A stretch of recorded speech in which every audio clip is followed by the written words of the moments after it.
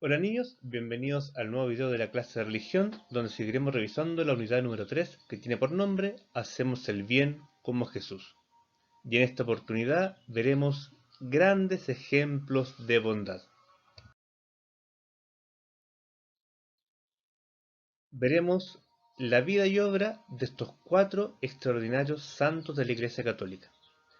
Y para la oración utilizaremos algunos de sus pensamientos.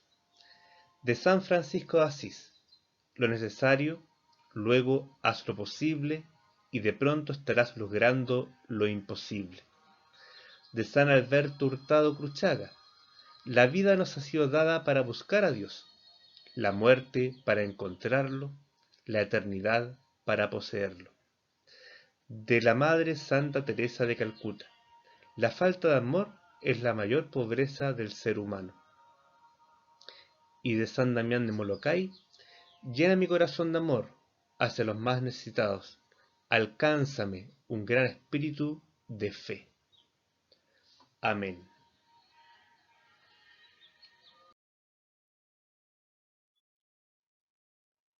Y comenzamos con la biografía de San Francisco de Asís.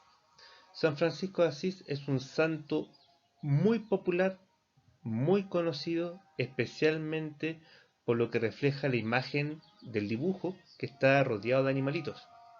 Pero San Francisco de Asís es mucho más que simplemente ser el santo de los animales. Nació el 5 de julio de 1182. Su verdadero nombre es Juan, pero todo el mundo lo conoce por Francisco, que significa francés. En su juventud no se interesó ni por los negocios de su padre ni por los estudios. Se dedicó a gozar de la vida sanamente, sin malas costumbres ni vicios, pero se comportaba como un buen adolescente. Le gustaban las fiestas, le gustaban las mujeres, le gustaba pasarla muy bien. No tenía ni una intención de ser santo todavía en esa época. Hubo un problema entre dos ciudades y fue tomado prisionero y durante un año estuvo en la cárcel. Luego de eso decidió ir a combatir con el ejército en las famosas cruzadas de liberación de la Tierra Santa. Se compró, como era una persona de dinero, o de una persona o hijo de un padre con dinero, se compró una costosa armadura, pero que finalmente se la terminó regalando a un hombre que estaba mal vestido. Dejó de combatir y volvió a su antigua vida que tenía antes, pero con una reflexión distinta, después de una grave enfermedad que tuvo mientras viajaba a combatir. Luego de eso, y después de mucha reflexión, decidió regalar todas las prendas afuera de la catedral de Asís y se empezó a vestir como indigente, con unos sacos, como la ropa que ustedes ven ahí, que son los atuendos que hasta el día de hoy usa la congregación franciscana. En solitario se puso a construir una iglesia llamada la iglesia de San Damián, que estaba destruida por un terremoto que había habido hace un tiempo atrás. Y él solo empezó a colocar piedra sobre piedra. Y como la gente lo empezó a ver, lo que estaba realizando, le empezó a colaborar. Le empezó a traer piedras y empezó lentamente a nacer una pequeña comunidad en alrededor de este personaje. Finalmente terminó fundando su congregación religiosa, los frailes menores, que el 24 de febrero de 1209. La congregación se dedicaba a atender a la gente leprosa. ¿Quiénes son los leprosos? Son estas personas que tienen una terrible enfermedad a la piel, a la carne y a los huesos, la cual se les pudre en vida y se les empiezan a caer sus partes. Si tú tocas a una persona con lepra, lo más probable es que también te contagies, porque el contagio es por contacto directo. Y sin embargo, él junto a su comunidad no solamente los alimentaba, sino que los bañaban y los sanaban. Les curaba las heridas, digamos. Por lo tanto, había harta voluntad, había harta valentía y sobre todo había harta fe en Dios para que no se contagiaran. Y de hecho no se contagiaron. Él tenía por costumbre bendecir a los animales y a toda la creación y hacía celebraciones religiosas en torno a esto. Y de ahí es donde nace la idea popular de que él hablaba con los animales. Impulsó la creación de los pesebres vivos navideños. Eh, allá en Italia, porque él era italiano, hay muchos lugares con muchas cuevas, entonces él buscó una cueva grande y empezó a, en cada Navidad comenzó a crear eh, pesebres con personas vivas. Entonces se conseguían la mujer, que era María, se conseguían el hombre, que era José, se conseguían al recién nacido del año para que hiciera de Jesús y rodeado de los animalitos del campo, porque Asís era un campo. Impulsó la creación de los pesebres vivos entonces, visitó a un sultán musulmán. Él se fue de viaje a evangelizar al Medio Oriente. Y los musulmanes eran de otra religión, eran islámicos, ellos creían en Alá. Y le tenían bastante rencor a los católicos porque los católicos eran los que estaban invadiendo Tierra Santa en esa época. Y sin embargo, él fue, desafió al musulmán y le dice que tengamos una prueba de fuego. ¿Qué significa esto? Eh, Debían caminar por sobre cenizas ardientes. Y caminaba él y caminaba alguien mandado por el musulmán, por el sultán. Sin embargo, la persona a quien el sultán le ordenó no se atrevió a caminar sobre las cenizas ardientes. San Francisco así sí, y no le pasó nada. Por lo tanto, fue tanto lo que le sorprendió al sultán, lo que hizo San Francisco de Asís, que le permitió predicar su evangelio en el Medio Oriente. Finalmente, en sus últimos momentos de vida, él vivió muy poco, él vivió hasta los 44 años, se retiró solo a un cerro, en una cueva, se hizo una chocita y ahí vivía como ermitaño, dedicado solamente a la oración y a la contemplación.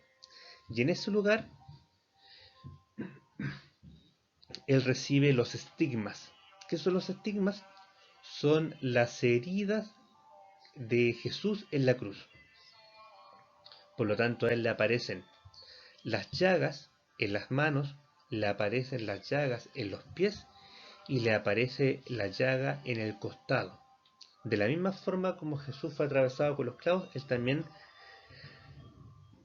recibía el mismo dolor y el mismo sufrimiento. No hay antecedentes anteriores de que alguna persona, algún santo, algún místico haya recibido las llagas de Jesús. Él es el primero. Era tanta su fe y devoción a Jesús que en el final de su vida tuvo el mismo padecimiento de Jesús en la cruz, pero lo tuvo él en vida. Él fue canonizado el 16 de julio de 1228 en Asís por el Papa Gregorio IX. La vida de San Francisco de Asís debe ser una de las vidas más reproducidas, más pintadas, eh, donde hay más películas, libros dedicados a este personaje. Y también es uno de los personajes santos más populares dentro de los niños por su relación especialmente con la creación.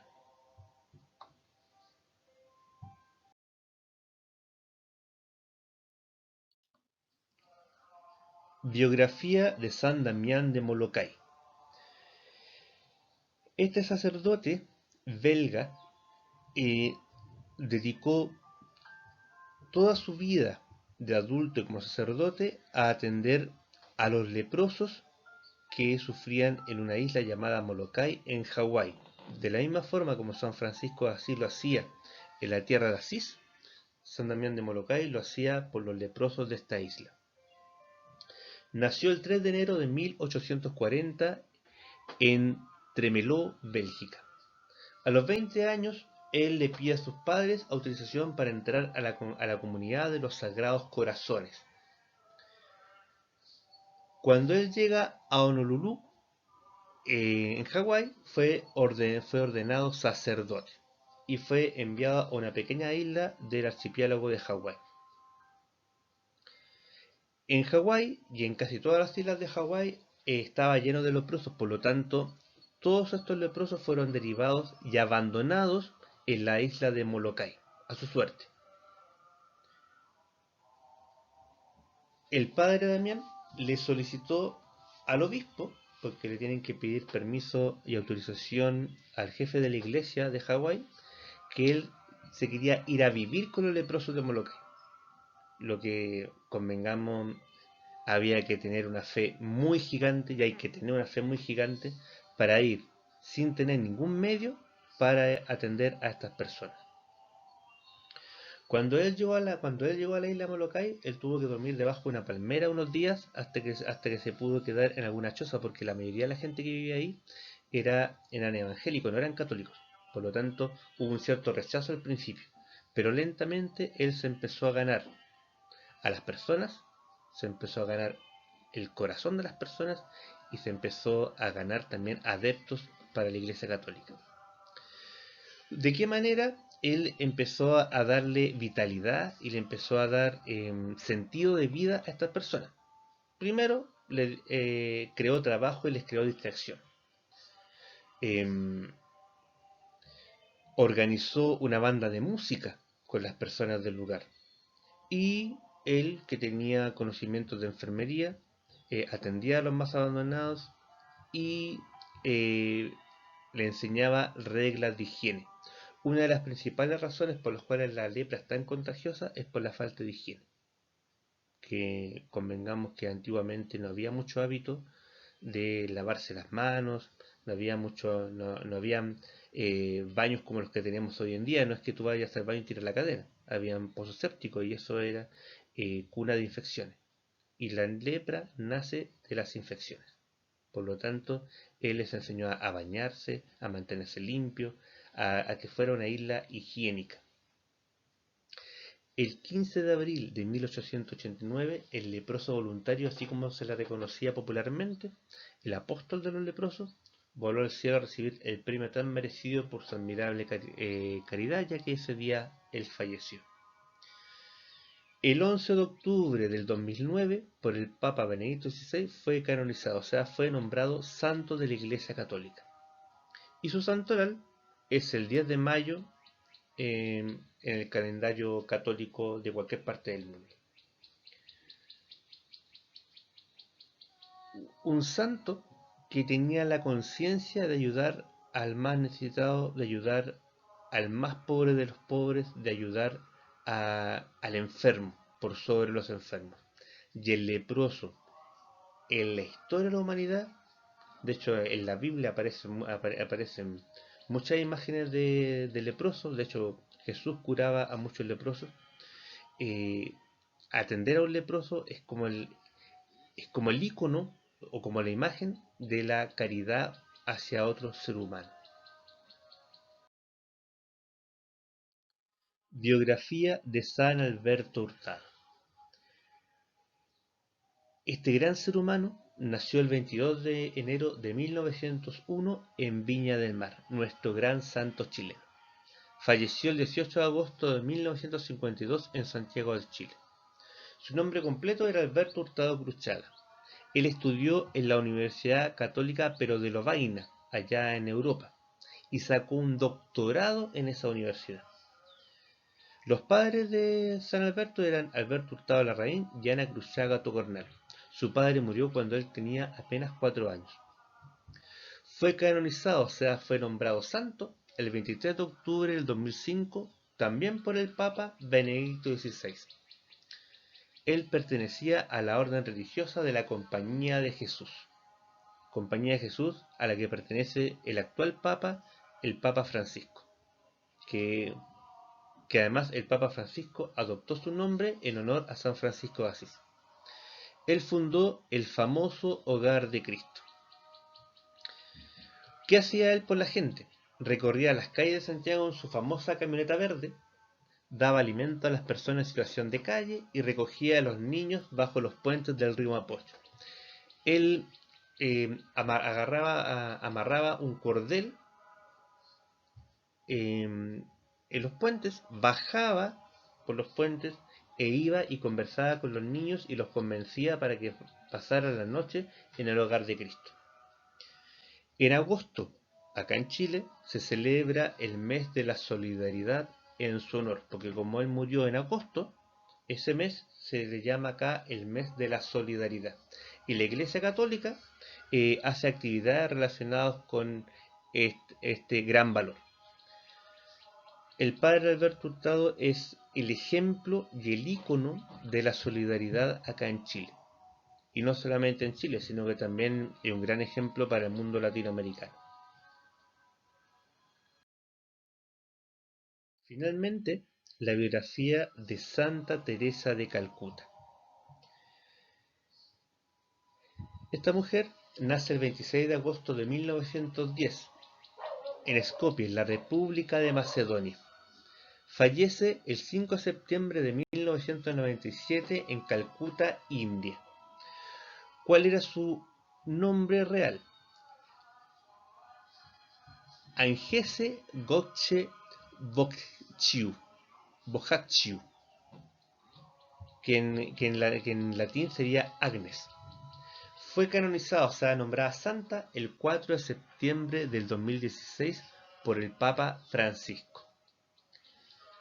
Nombre religioso: Madre, Saint Madre Teresa, Santa Teresa de Calcuta, Teresa, y ahí está, no sé en qué idioma, pero también seguramente debe decir Teresa. Ella recibió el Premio Nobel de la Paz, el premio Bharat Ratna, que es un premio que da la República de la India a las personas importantes en ese país. El 7 de octubre de 1950 fundó su congregación, Misioneras de la Caridad, dedicada a atender a los más pobres entre los pobres, como lo decía ella misma, personas en situación de calle y leprosos. Nuevamente aparecen los leprosos acá como parte de la vida y obra de los santos. Nadie quiere atender a los leprosos por ser una enfermedad tremendamente contagiosa. Solamente personas de fe y personas dedicadas a la caridad se animan a atender a este tipo de personas. En 1952 inauguró el primer hogar para moribundos en Calcuta. La India es un país gigante, donde actualmente viven 1.300 millones de habitantes. En esa época, la gente se moría en la calle porque no habían tantos lugares de atención. Y por la cultura que tiene la India, si la persona está enferma, para su cultura se piensa que es porque se lo merecían, porque tienen un karma, y por lo tanto no tenían merecimiento de atención. Pero para el mundo católico, para el mundo cristiano, eso es completamente inaceptable, porque toda persona es merecedora de atención. Y ella empezó a hacer fundaciones en relación a atender a la gente. Entonces, este primer hogar de moribundo recogía gente que se estaba muriendo en la calle y les daba una muerte digna en una cama. En 1955, con el creciente aumento de niños abandonados, abrió la institución Hogar del Niño del Inmaculado Corazón, para los huérfanos y los jóvenes sin hogar. Su santo se celebra el mismo día de su muerte, o sea, el 5 de septiembre.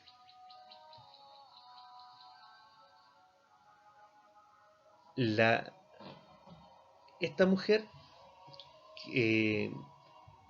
de pequeña, muy pequeña, medía menos de 1,60 m, pero de un gran carácter, de una gran decisión y de un gran convencimiento de que para ayudar al otro, para ayudar al prójimo, simplemente hay que dedicarle tiempo. Estos tres santos y esta santa que yo les acabo de mostrar, ellos hicieron vida en su vida las obras de Jesucristo, porque Jesucristo es su gran ejemplo a vivir. Cierre de la clase. En esta hermosa pintura, ahí se ve a la Santísima Trinidad en el cielo, rodeado de todos los santos que han llegado al cielo. santos de distintos lugares, de distintos países, de distintas razas, de distintos niveles. ¿Qué tienen en común todos estos santos? Tienen en común que hicieron en vida lo que Jesús nos ordenó. Ama a tu prójimo como a ti mismo. Ámense los unos a los otros como yo los he amado. Así que esta es una invitación para ustedes, una invitación para su familia, para tener la posibilidad, para tener la entereza de ayudar a quien los necesite. Espero que les haya gustado y con este video pueden también responder la guía número 13. Que esté cada uno de ustedes muy bien.